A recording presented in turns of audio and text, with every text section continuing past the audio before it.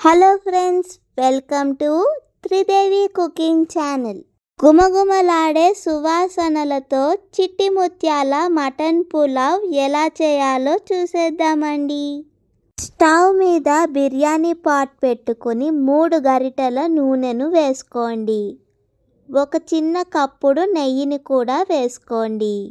నూనె బాగా వేడయ్యాక కొన్ని ఇలాచీలు, లవంగాలు, స్టార్ పువ్వు, చెక్క, బిర్యానీ ఆకు, మిరియాలు, షాజీరా వేసుకోండి.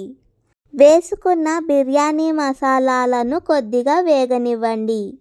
2 మీడియం సైజ్ ఉల్లిపాయలను చిన్న చిన్న ముక్కలుగా చాప్ చేసుకుని వేసుకోండి. ఉల్లిపాయలు తొందరగా వేగడానికి కొద్దిగా ఉప్పును వేసుకోండి. 2 టీ స్పూన్ల అల్లం వెల్లుల్లిపాయ పేస్ట్ని వేసుకోండి. అల్లం వెల్లుల్లిపాయ పేస్ట్ పచ్చివాసన పోయాక సగం స్పూన్ పసుపును వేసుకోండి. గుప్పెడంతా కొత్తిమీర ఆకులను, పుదీనా ఆకులను వేసుకోండి.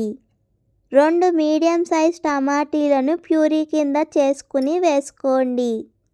2-3 టేబుల్ స్పూన్ల కారం వేసుకోండి. 1 టేబుల్ స్పూన్ జీలకర్ర పొడిని వేసుకోండి. మసాలాలను కొద్దిగా కలుపుకుని 1 టేబుల్ స్పూన్ ధనియా పొడిని కూడా వేసుకోండి. మసాలాలు బాగా వేగాక సగం కప్పు పెరుగును వేసుకోండి. పెరుగు కూడా బాగా మసాలాలతో కలిసేలాగా కలుపుకోండి. 2 విజిల్స్ పెట్టి ఉడికించుకున్న మటన్ ముక్కలను వేసుకోండి.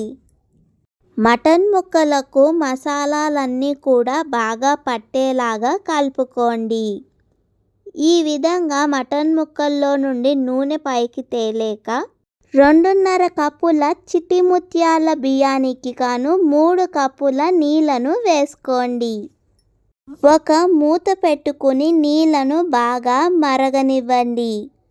నీళ్లు బాగా మరిగాక దాంట్లో ముందుగా మనం కడిగి ఉంచుకున్న 2.5 కప్పుల చిట్టి ముత్యాల బియ్యాన్ని వేసుకోండి. ఇప్పుడు ఒకసారి చిట్టి ముత్యాల బియ్యాన్ని బాగా కలిసేలాగా కలుపుకొని మూత పెట్టుకుని మటన్ ముక్కలు, అన్నం పూర్తిగా ఉడికేంత వరకు ఉడికించుకోండి. ఇప్పుడు మూత తీసుకుని చూస్తే గుమగుమలాడే సువాసనలతో అదిరిపోయే చిట్టి ముత్యాల మటన్ పులావ్ తయారైపోయిందండి.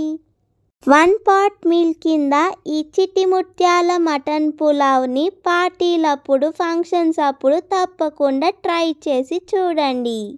మీకు ఈ రెసిపీ కనుక నచ్చితే లైక్ చేయండి. మీ ఫ్రెండ్స్ అండ్ ఫ్యామిలీ మెంబర్స్తో ఈ రెసిపీని షేర్ చేసుకోండి. మరియు త్రిదేవి కుకింగ్ ఛానల్ని సబ్స్క్రైబ్ చేసుకోండి.